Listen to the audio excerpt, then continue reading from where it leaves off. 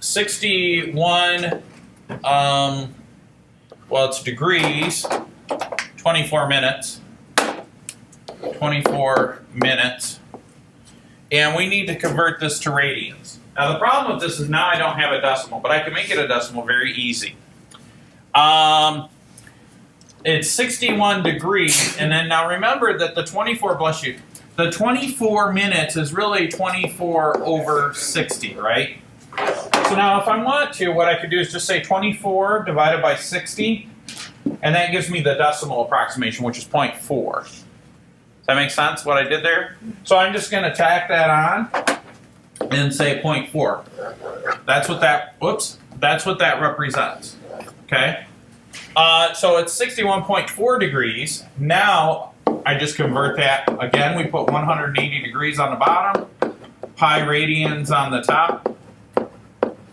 We'll write out the whole word radians. And let's plug it in.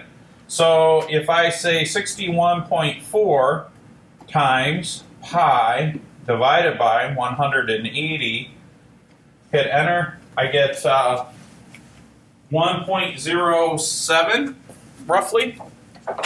1.07 radians. Wait, but why do we... Go ahead, I'm listening. What's your question? That's okay. Why do we have this radians just a unit of measure thing?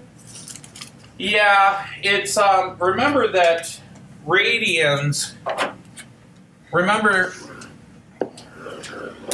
that if we have the diameter d and we were to wrap that around the circumference, it would go 1, 2, 3, and then this would be 0.14. So the circumference is equal to pi times the diameter. So the number pi actually comes from the ratio. The circumference of any circle divided by its diameter, the ratio of the two is always going to be pi. Always. And so when we measure in radians, if you go from here to here, right, if we were to draw our xy plane, oops. If I were to draw my xy plane and I go 1/2 circle, this was 0 degrees and this is 180 degrees, that would be pi radians. So it's a different type of measurement, that's all. Okay.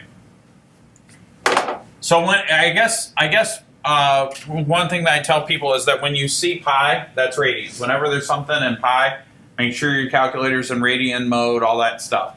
Whenever you see the little degree symbol, like this, make sure you're in degree mode. Now for this, we're just plugging in numbers, so it doesn't really matter what mode we're in right now.